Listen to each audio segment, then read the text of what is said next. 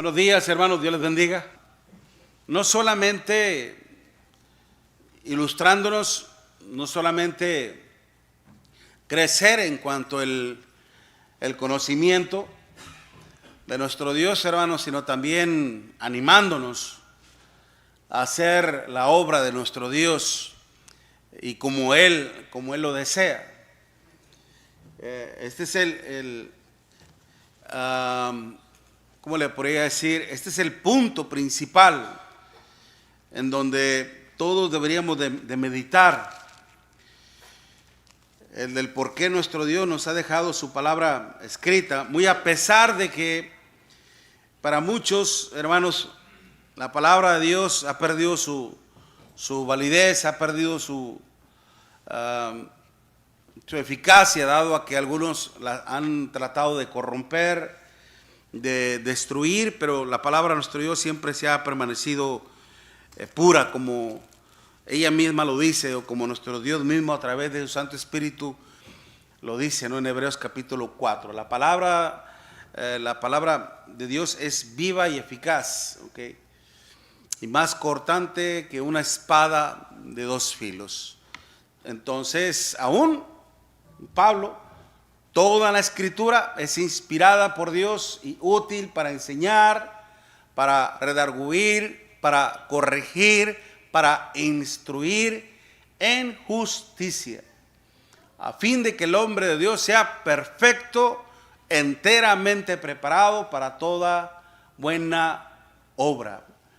Y en ese tipo de lenguaje, que si nos metemos un poquito en cuanto a la ciencia de la hermenéutica, se le considera ese tipo de lenguaje como una síndeton copulativo, en donde el Espíritu Santo está mencionando virtudes, cualidades, pero no se detiene a describir cada punto que está tratando. Cuando dice que la Escritura es inspirada por Dios y útil para enseñar, para arguir, para corregir, para instruir, no se detiene en cuanto a explicar esos detalles, porque va al punto más importante, ¿okay? Va al punto más importante cuando dice a fin de que el hombre de Dios sea perfecto, enteramente preparado para toda buena obra. Amén. Okay. Todo lo que habla, todo lo que escribe lleva un propósito muy fijo, muy claro, a fin de que el hombre de Dios sea perfecto, enteramente preparado para toda buena obra. Amén. Por eso, cuando me propuse, hermanos, precisamente impartir esta enseñanza en cuanto a lo que son las parábolas, es porque las parábolas del Señor contienen mucha enseñanza que nos revela en sí no solamente la voluntad de Dios, sino lo que es, que está implícito, que está involucrado en la voluntad de Dios. No solamente hay que saber en sí el pensar en cuanto a la voluntad de Dios es esta, sí, pero el describirla en detalle. Hablábamos precisamente de lo que es la semilla de la mostaza y qué tan grande es, ¿no? Un puntito así, ¿no? Como de algo tan pequeño, algo tan insignificante, hermanos, se puede llegar a convertir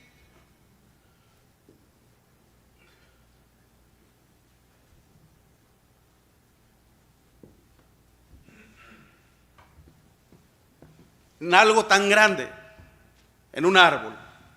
¿Okay?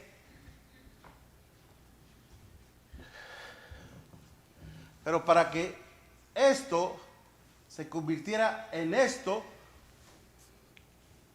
tuvo que haber un proceso, un desarrollo. Y hablábamos en cuanto a lo que representa la naturaleza de una semilla de mostaza, en lo que en su naturaleza, y cómo es que Dios utiliza esa naturaleza creación suya para darnos una gran enseñanza. Aún en la persona de Cristo se considera algo así tan pequeño, algo tan insignificante, algo tan irrelevante. Cuando hablamos de algo que es tan irrelevante, es decir, algo que no muestra nada, algo que no enseña nada, algo que no tiene nada que mostrar. Okay. Lo irrelevante es algo que no tiene nada de extraordinario, nada de asombroso, nada de increíble, nada especial. ¿Se me explico bien?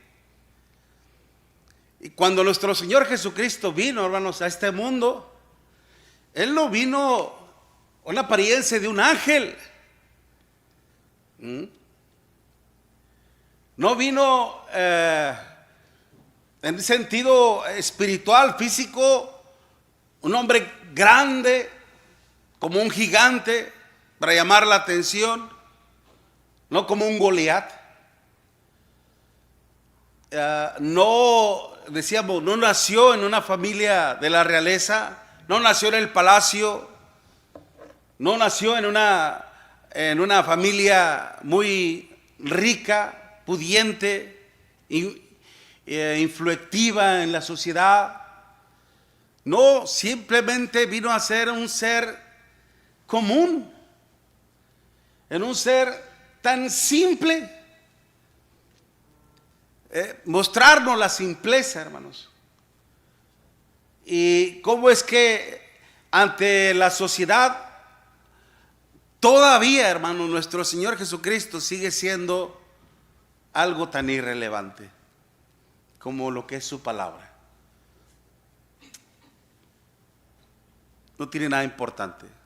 Importante es hablar en cuanto a la ciencia, de la gastronomía, la astrología, la medicina, de la biología, de las matemáticas, etc. Eso es algo relevante. Pero hablar de Jesús, ese fue simplemente un ser revolucionario en aquel tiempo. Y que fue, al final de cuentas, terminó muerto en un palo. Increíble, ¿no cree usted? Así piensan muchos ateos y muchos filósofos. Pero por eso en Juan capítulo 12, versículo 22 en adelante, Juan 12, versículo 22 en adelante, vaya conmigo a la escritura. Dice: Felipe fue y se lo dijo a Andrés, bueno, desde el versículo 20, perdón. Y había unos griegos entre los que subían a adorar en la fiesta. Estos pues fueron a Felipe, que era de Betsaida, de Galilea, y le rogaban diciendo: Señor, queremos ver a Jesús. Felipe fue y se lo dijo a Andrés, y Andrés a Felipe, y Andrés y Felipe se lo dijeron a Jesús. Y Jesús respondió diciendo: ha llegado la hora para que el Hijo del Hombre sea glorificado. En verdad os digo que si el grano de trigo no cae en tierra y muere, se queda solo, pero si muere, produce mucho fruto. ¿Okay? El Señor tenía que morir al igual que la semilla, al igual que todo tipo de semilla, hermanos, se siembra muerta, seca, para poder producir vida. Tiene que morir, el grano tiene que morir, secarse, morir prácticamente y luego ser sembrado en la tierra. Nuestro Señor Jesucristo, al igual que el grano, murió, fue partido, fue enterrado, resucitó para dar vida. Y eso es lo que nos ilustra, lo que nos enseña, que después esto vino a producir súbditos, seguidores, y su iglesia creció. ¿Okay?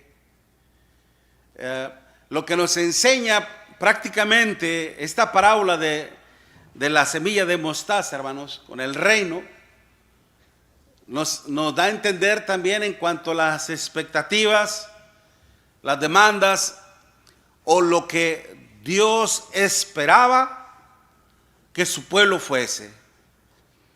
Una gran multitud. ¿Okay? Una gran multitud. Ese árbol que el cual nos habla precisamente en Mateo, en el Mateo capítulo 13. Si va conmigo a la escritura, en Mateo capítulo 13 y en el versículo 31 y 32.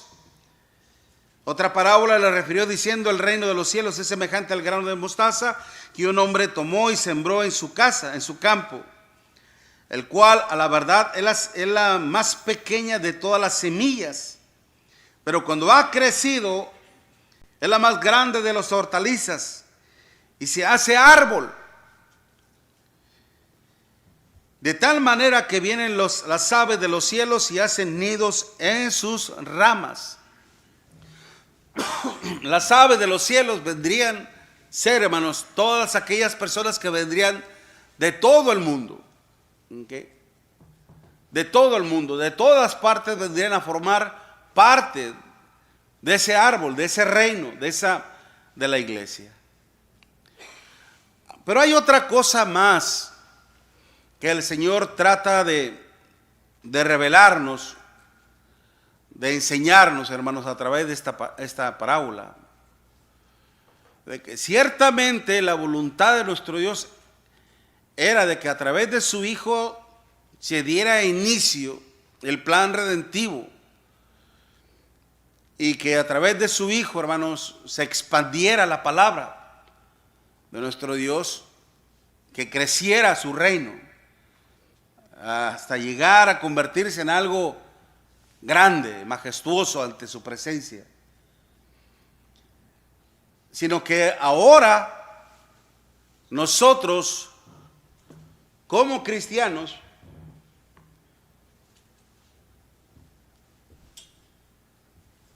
también ahora tenemos ese gran reto. Bueno, déjame, lo dejo así. Ok.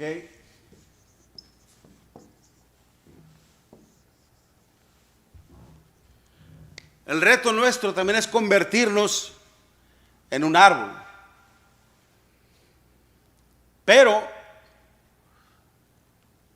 ¿por qué cree que cuando nosotros obedecemos al Evangelio de nuestro Señor Jesucristo, hermanos, por qué cree que al obedecer al Evangelio nosotros nos venimos a convertir en una nueva criatura? Si llegamos a ser una nueva criatura, ¿qué significa eso? Pregunto, hermanos. ¿Hermano? Pues es como lo que está diciendo la semilla. Una semilla, si la deja, se va a secar y va a quedarse allí. Pero si la toma y la pone en la tierra, esa va a brotar. Nosotros, si no nos metemos en el agua, pues no vamos a poder levantarnos tampoco. ¿Por qué? Ajá. Porque el agua es vida y Jesús es agua, el agua viva. Uh-huh. Y al nosotros depositarnos ahí, estamos siguiendo ese ejemplo que Cristo nos dio, que vamos a cambiar de vida a esa vida que Él nos vino a mostrar. Y por eso el sacrificio que Él hizo, nosotros ahora lo simbolizamos por medio del agua. Ciertamente, pero al obedecer usted, al pretender obedecer usted el Evangelio, ¿qué decisión tomó usted?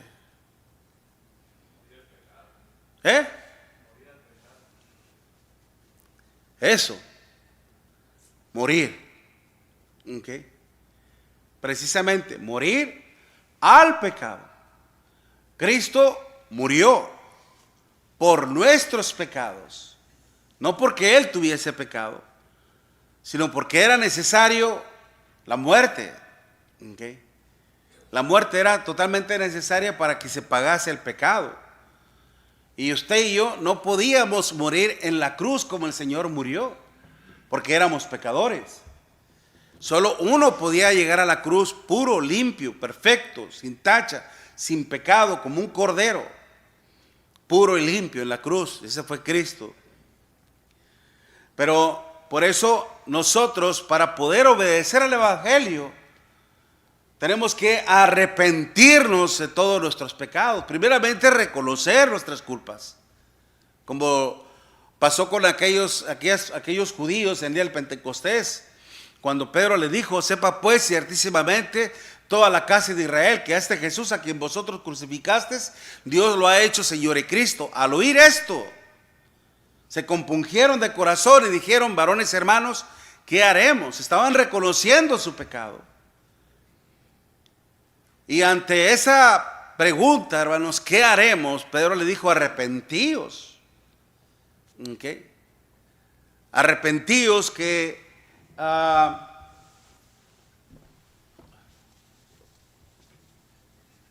eso ya es prácticamente un cambio de mente, un cambio de parecer. Nadie puede bautizarse si no pasa por este proceso.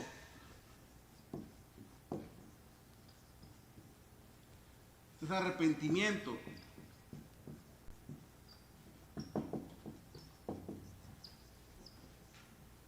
E implica precisamente lo que es un cambio.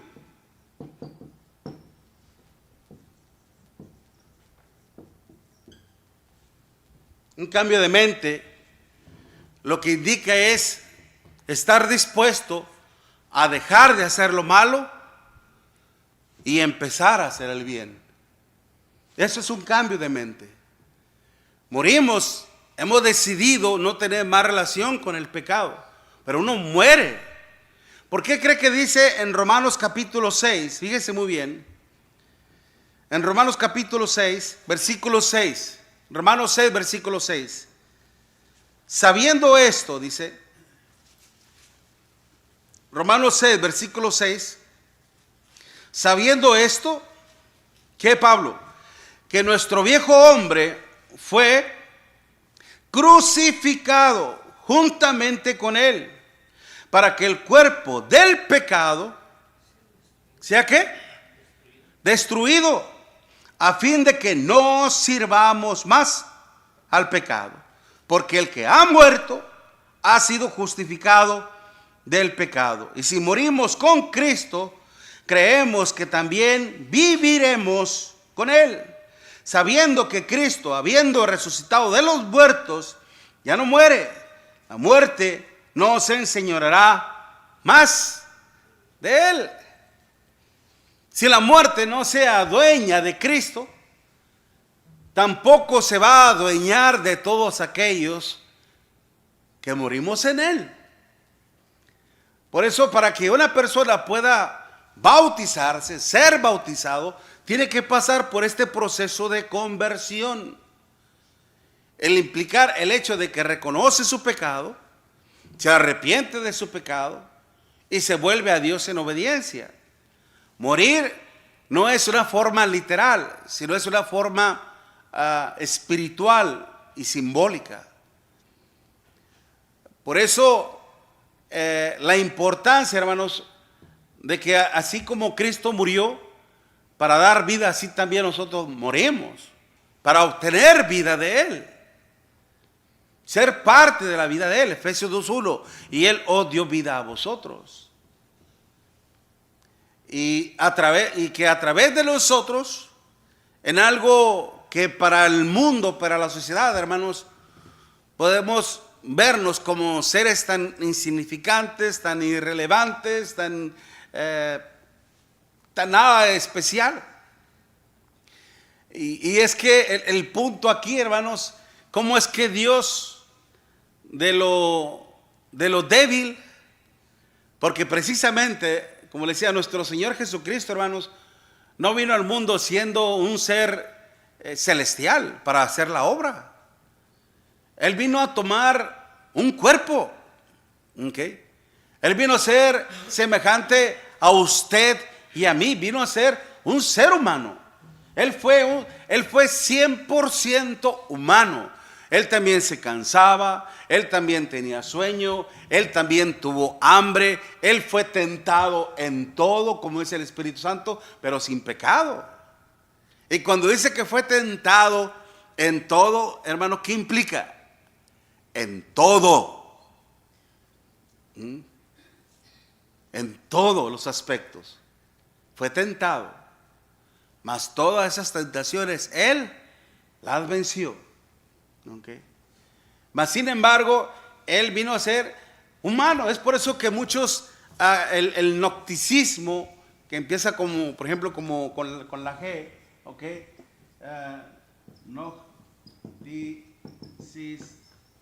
gnosticismo niega, para ellos es imposible que un Dios todopoderoso, porque para la mente de un griego, hermanos, o de un romano, okay, toda esa teología grecorromana y demás, hermanos, que había en aquel tiempo, cuando ellos hablaban de un Dios o pensaban de un Dios, miraban a un Dios invencible, okay, un Dios totalmente triunfante, un Dios totalmente poderoso. Y pensar que decir, este hombre fue Dios, no, hombre, mira cómo terminó. Mira cómo terminó. Mira lo que hicieron los romanos con él. Este no puede ser un Dios. Para ellos era imposible que la naturaleza de una deidad habitase en él. Por eso es de que el apóstol Pablo, en los hermanos de Colosas, él decía, porque en él habita corporalmente toda la plenitud de la deidad. ¿Se da cuenta? En Cristo. Habita corporalmente toda la plenitud de la deidad. Y es por eso que para ellos era increíble. Esto no, esto va en contra de la razón, en contra de la lógica, en contra de todas sus enseñanzas, ¿no?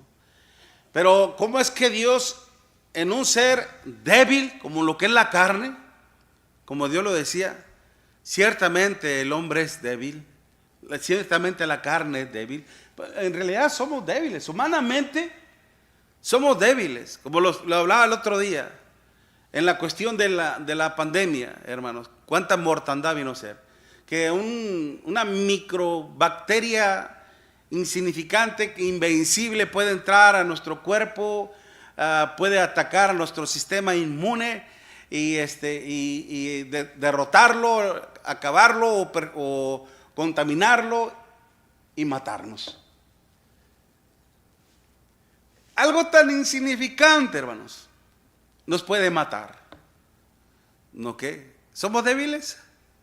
Humanamente somos bien débiles. ¿Okay?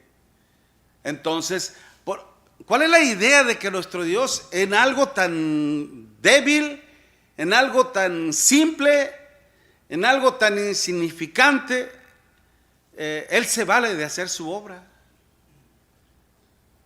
Mire, en 1 Corintios, vaya conmigo a 1 Corintios.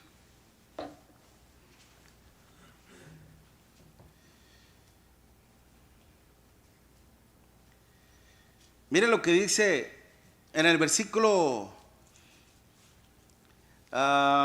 21. 1 Corintios capítulo 1 versículo 21. 1 Corintios 1 versículo 21. Pues ya que en la sabiduría de Dios el mundo no conoció a Dios, mediante la sabiduría agradó a Dios salvar a los creyentes por la locura de la predicación, porque ciertamente para muchos el evangelio era una locura. Dice, porque los judíos piden señales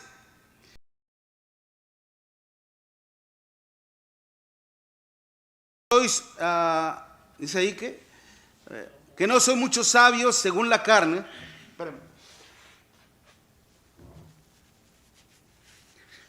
Que no sois muchos sabios según la carne, ni muchos poderosos, ni muchos nobles, sino que de lo necio, ahí la palabra que está empleando el apóstol Pablo, hermanos, necio es moros, implica lo que es la insensatez, ¿okay? Sino que lo necio del mundo escogió Dios para avergonzar a los sabios, y lo débil del mundo escogió Dios para avergonzar a lo fuerte, y lo vil del mundo y lo menospreciado escogió Dios, y lo que no es para deshacer lo que es, a fin de que nadie se jacte ante su presencia. Kaumai empleó la palabra el apóstol Pablo, es decir, a fin de que nadie se gloríe por sí mismo delante de Dios. Okay. No, hermanos, si yo tengo tanta sabiduría, si yo soy un hombre muy sabio, es porque yo me he dado a la tarea de estudiar, de indagar, de investigar, porque tengo más de 35 años predicando, porque tengo esto y el otro. ¿Qué es lo que estoy haciendo? Gloriándome a mí mismo. ¿Ok? Gloriándome a mí mismo. ¿Y qué es lo que precede a la humillación? La exaltación. ¿Qué es lo que precede a la humillación? Es decir, ¿qué es lo que está antes de la humillación? La humillación está aquí. ¿Qué está antes de la humillación? La exaltación. Si yo me enaltezco, ¿ok? Si yo me empiezo a levantar el cuello, a creerme más que los demás, a ser más importante que los demás, ¿sabes lo que te espera, Miguelito? La humillación. Todo aquel que se enaltezca, ¿qué dice? Será humillado. Y es por eso que nadie ante la presencia de Dios debe de vanagloriarse. Si el siervo de Dios procura su gloria, deje que Dios lo haga. En su momento lo va a hacer. ¿Okay? Que Dios nos exalte, como dice el apóstol Pedro, a su debido tiempo. ¿Y sabe cuándo va a hacer eso? En el día del juicio. ¿Okay? Pero lo hará Dios y no los hombres. Pero el punto aquí, démonos cuenta de quién, hermanos. ¿De quién se ha valido Dios para hacer su obra? ¿De quién se ha valido Dios, hermanos, para mostrar su gloria? ¿De quién se ha valido nuestro Dios, hermanos, para mostrar su poder? Y dice, hermanos, precisamente de lo débil, de lo vil, de lo menospreciado, escogió Dios. En algo tan insignificante, usted y yo somos este puntito. Somos ese puntito, hermanos. Como un pequeño grano de mostaza. En algo tan insignificante.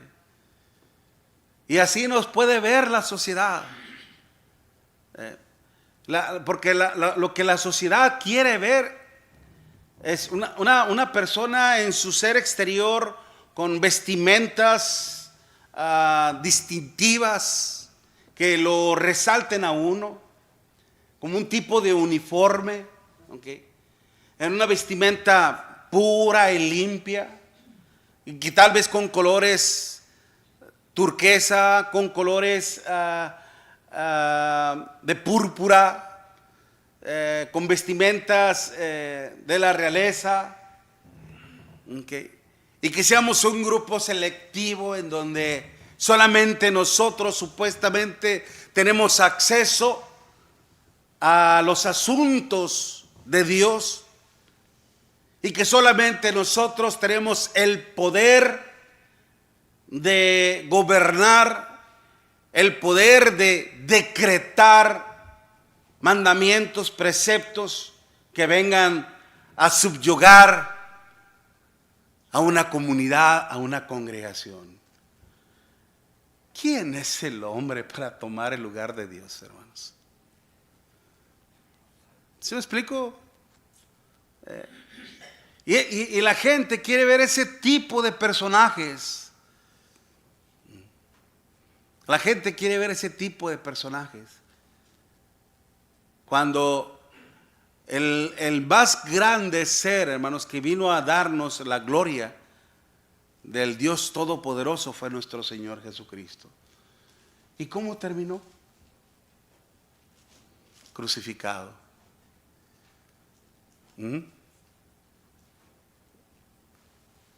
¿Cómo esperamos nosotros, hermanos, terminar nuestra vida? ¿Se ha puesto a pensar en esto? ¿Cómo espera usted terminar su vida? Que hablen de usted la gente, que hablen cosas maravillas, al decir, este hombre fue un gran periodista, que toda su vida se le dedicó al periodismo, que fue un maestro en cuanto a política, sociología y demás teorías, que viajó por muchas partes del mundo, que impartió muchos seminarios y muchas materias, etcétera, etcétera, etcétera. ¿Quién fue este hombre? Pues Jacobo Zabludovsky, ¿no? ¿Sí lo conocen? ¿Se acuerdan de ese hombre, personaje? Daba las noticias en Televisa, ¿no? Hace mucho tiempo, ¿no? Y hablan de maravillas de él. Y fue un hombre que se dedicó a su familia y a su oficio. ¿Y dónde quedó Dios? ¿Dónde quedó Dios? ¿Okay? Por eso, mire, el punto es, uno puede terminar vacíos, sin nada. Y eso es en cuestiones externas, hermano, en cuanto al mundo. Es natural que al fin de cuentas terminen así, porque el Señor mismo nos lo decía. ¿De qué le sirve al hombre ganar el mundo entero si se pierde a sí mismo? Eso en cuanto a una persona que nunca se dio la tarea de conocer a Dios. Pero usted y yo es diferente. Es diferente. Por eso lo que estábamos considerando hace un momento en Juan capítulo 12, fíjese muy bien lo que dice el Señor. En Juan capítulo 12, versículo 23 en adelante. Juan 12, versículo 23.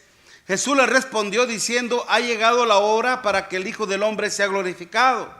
De cierto digo que si el grano de trigo no cae en la tierra y muere, queda solo, pero si muere, lleva mucho fruto. El que ama su vida, la perderá, y el que aborrece su vida en este mundo, para vida eterna, ¿qué dice? La guardará. El que ama su vida. ¿Qué es lo que podría impedir que nosotros no querramos morir al pecado? ¿Qué es lo que podría impedir que yo le pueda dar la honra y la gloria a mi Dios? ¿Qué es lo que podría impedir que yo no venga a formar parte del plan redentivo de nuestro Dios, que yo no venga a formar parte del reino de nuestro Dios, que yo no venga a formar parte de todo este proyecto maravilloso de Dios? ¿Qué es lo que podría impedir? Esa es la pregunta.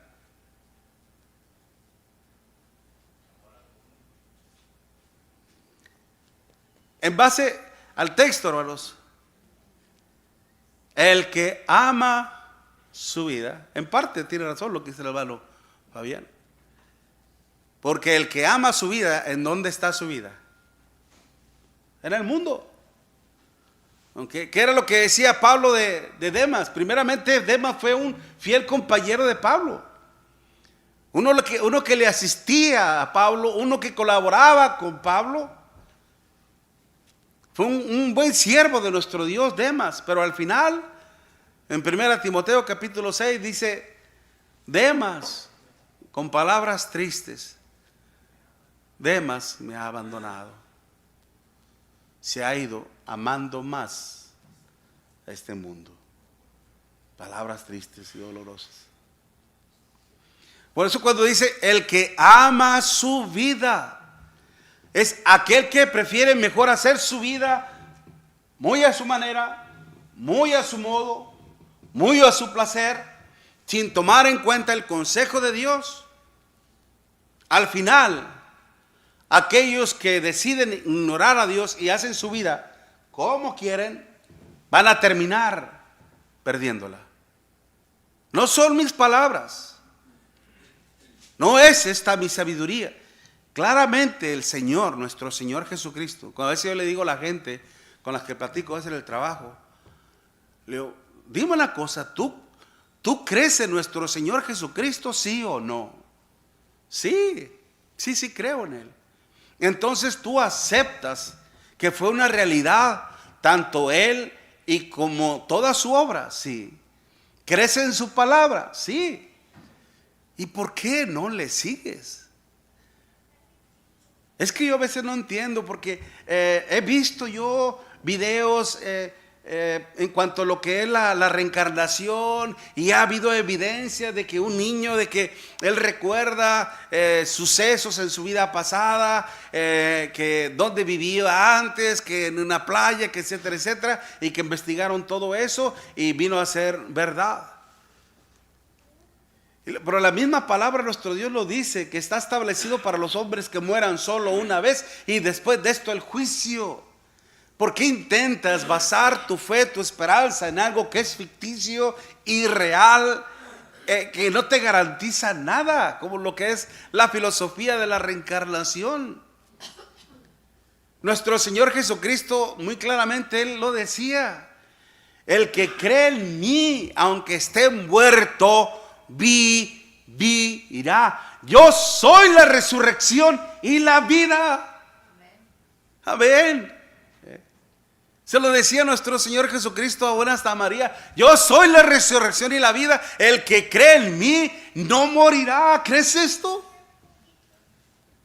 ¿Crees esto? Y a veces a la gente se le complica creer esto, hermanos. El que ama su vida la perderá, y el que aborrece su vida en este mundo, es decir, el aborrecer implica el hacer menos. Cierto, y el hacer menos es ¿cómo le podría decir? Pásele, no significa de que la descuides, no significa de que no la aprecies, no significa de que no debes de ponerle atención, no, todo eso es bueno, okay. Valórala, respétala, ama tu vida en un sentido positivo. Pero lo más importante es de que si en realidad amas tu vida y amas la vida de tu familia, si en realidad amas y aprecias a tu familia, a tus hijos, a tus hermanos, a tus papás, empieza por amarte a ti mismo, pero en una manera limpia, positiva, procurando lo mejor para ti, que es la palabra de Dios. ¿Amén? Por eso, hermanos, nosotros hemos muerto. Y aunque seamos algo tan insignificante para un mundo, para una sociedad, para nuestro Dios, hermanos, somos algo muy valioso. ¿Okay? Porque Dios espera en cada uno de nosotros que su nombre sea honrado y glorificado. Amén. Amén. Dios les bendiga, hermanos. Vamos a tomarnos un receso, un descanso, luego regresamos a la adoración a nuestro Dios.